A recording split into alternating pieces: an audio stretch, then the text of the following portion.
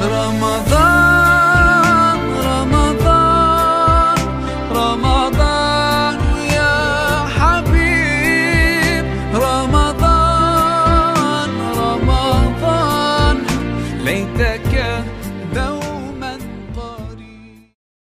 صدق الله العظيم وبلغنا رسوله النبي الكريم. وقد صدقت أنت يا سيدي يا سيدي يا سيدي يا مكي يا مدني يا عربي يا قرشي يا هاشمي. ويا سيدنا يا سيدنا يا سيدنا يا حبيبنا يا طبيبنا يا حبيب المصطفى المجتبى صلى الله عليه وآله وسلم. Brothers and sisters in Islam, yesterday we discussed Taqwa, and after Taqwa we covered the principles of training. We discussed that that also divides into three types.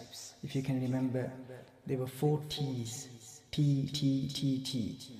In Taqwa, that begins with the T. Training begins with the T.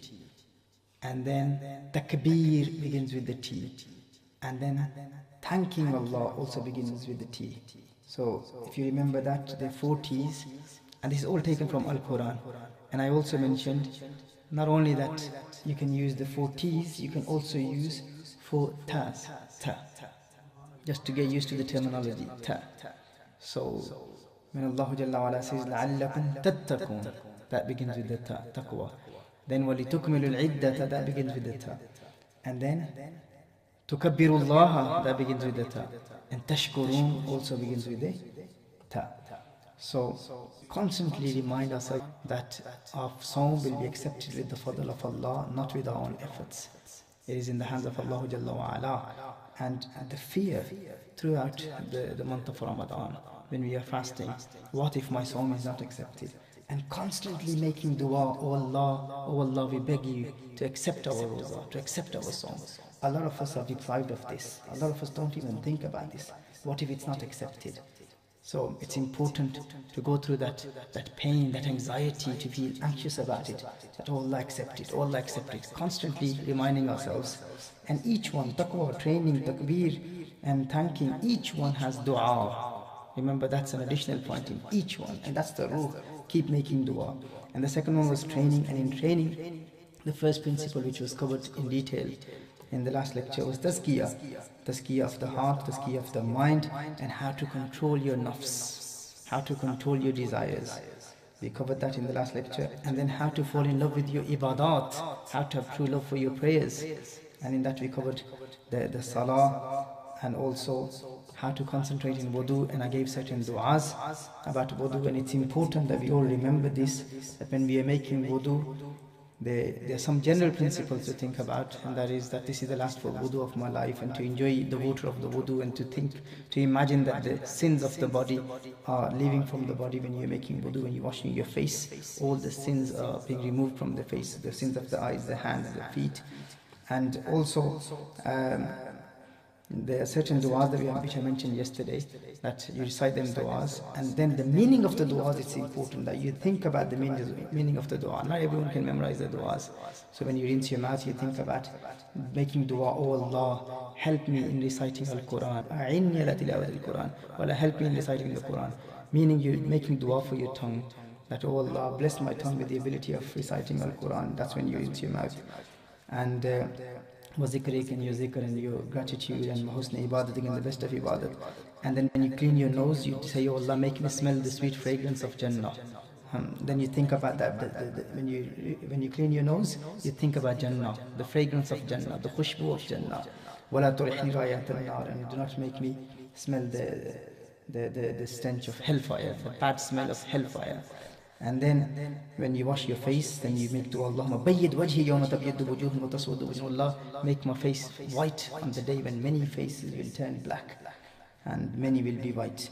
And then when you wash your right arm, then you make dua, oh Allah, may the book be given to me in my right hand on the day of judgment. And you think about that, you imagine the day of judgment. When you're making wudu, you think about the qiyamah, and the book is being given to me in my right hand. So you think about it, that's how you gain the real nur of wudu. And then make my hisab easy for me, the accountability easy for me. And when you wash your left arm, you think about, you say that, Ya Allah, la tu'tini kitabi bi shimali. Allah, do not give me the book in the left hand. So that's when you're washing your left arm. And then wala min wara'i zahri, no from behind my back. And then when you do mass of your head, what do you think about when you do mass of your head? You think about the throne of Allah Jalla wa Ala.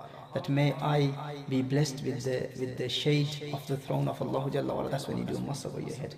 So that's when you wipe your head. And then when you do mass of your ears, then you say, Allahumma ja'alni min alladhina yastami'una al-qawla fayattabi'una ahsana. Allah, make me from those who pay attention, who focus when something good is being said. When they concentrate, yastami'una, those who concentrate when something good is being said. And fayattabi'una ahsana, and they act upon it. And then when you do mass of your neck, then you say, Bismillah, Allahumma a'tik ar-rakabati min al-nar.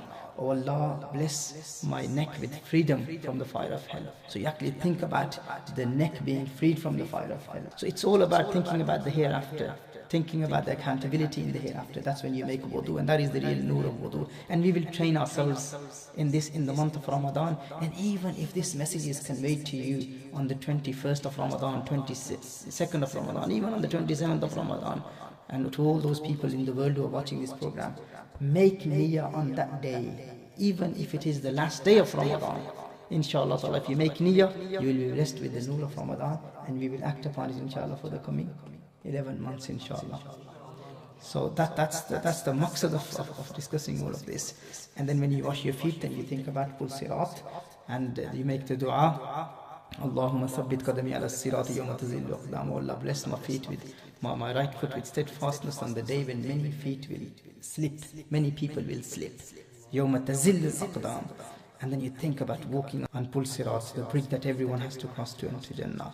And then when you wash your left foot, that is when you make dua of forgiveness. And you think about forgiveness in the hereafter.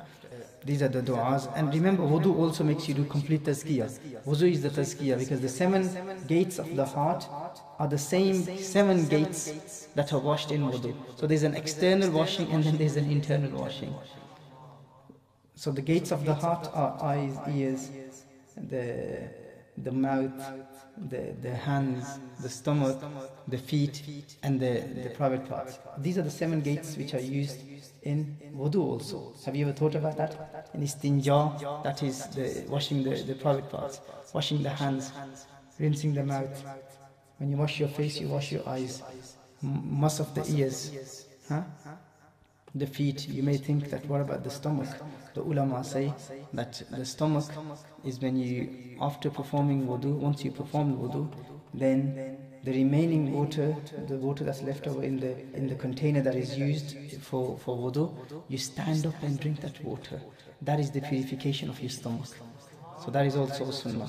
So if you actually use a container for you to make wudu, then the water that remains in there, you stand up and drink that water, that's the tazkiyah of your stomach. So you think about it, all tazkiyah, our entire ibadat is tazkiyah. Everything that we do when we worship Allah Jalla wa Ala is purification. So there's an external purification, then there's an internal purification. So when you make wudu, you're purifying yourself externally, and you're also purifying yourself internally. So these were some ahkam about wudu that we covered. And then after that, we discussed the third point in training, and that is sila rahmi, as I said, to join ties with family members, with relatives, and not to break ties. And that is something very important, and I will give you some hadith of the Prophet sallallahu alaihi wasallam about this subject, inshallah. Sayyidina Abdullah ibn Umar radiyallahu ta'ala anhuma narrates, قال رسول الله صلى الله عليه وسلم أفضل الصدقة إصلاح ذات البين رواه الطبراني والبزار. That the best of sadaqah, remember, charity is one of the most important practices of the Prophet sallallahu alaihi wasallam in the month of Ramadan. Rasulullah sallallahu alaihi wasallam used to increase his charity, sadaqah. And the Prophet sallallahu alaihi wasallam said that the best of sadaqah is uniting 2 people who have distanced themselves. 2 naraz people, search for them and unite them. That is the best of sadaqah. That is the best of charity. And to do that in the month of Ramadan, that is what we need to train ourselves in. We need to work on that. We need to start this in the month of Ramadan. So inshallah, let us make niyyah that we will act upon this. That is the best of sadaqah. Rasulullah sallallahu alaihi wasallam said, if for instance, if you don't have much money to give to people, if you're not a wealthy person to give a lot in sadaqah, then the greatest sadaqah for you, and not only for you, even for wealthy people, the greatest sadaqah is to make 2 people unite. And if you don't have anything, then you can at least do this. Search for people who are naraz and bring them close. Sayyidina Abu Darda radiyallahu ta'ala anhu narrates, قال رسول الله صلى الله عليه وآله وسلم ألا أخبركم بأفضل من درجة الصيام والصلاة قالوا بلى قال إصلاح ذات البين فإن فساد ذات البين هي الحالقة. Rasulullah sallallahu alayhi wa alayhi wa sallam once said to his companions, and this is a hadith which is narrated by Sayyidina Abu Darda radiyallahu ta'ala anhu, shall I not inform you of something which is better than the prayer and better than fasting? Shall I not inform you of something which is better than the prayer and better than fasting? قالوا بلى. The companion said, Ya Rasulullah sallallahu alayhi wa sallam, inform us, what is it? The Prophet sallallahu alayhi wa sallam said, it is to unite two people. Two people who have distanced themselves from each other, to make them unite, to make them reconcile. This reconciliation, whoever does it, he gets more reward than fasting and more reward than the prayer. So let us work on this. The ulama then explain this, that this does not refer to the fard prayer and the fard sawm. This refers to the nafal ibadah. Nafal ibadat. And there's some other kalam of the sharihin, of the hadith of the Prophet sallallahu alayhi wa sallam, meaning that it's not referring to the fard sawm and fard salah, it's referring to nafal sawm and nafal salam. And other ulama have given different explanations, but this shows that the Prophet sallallahu alayhi wa sallam said that the greatest virtue, the greatest reward is in this. A lot of us, we read a lot of nafal ibadat, but we are the cause of people distancing themselves. We become the cause of hatred between people. We create hatred between people. We backbite and say so much against people. And then we are busy in our prayers also. You know, we read Nawafil, we recite the Quran, we fast, we do everything. But many families have broken because of us. Many families have been distanced because of us. And we forget about the importance of this, that we are committing a major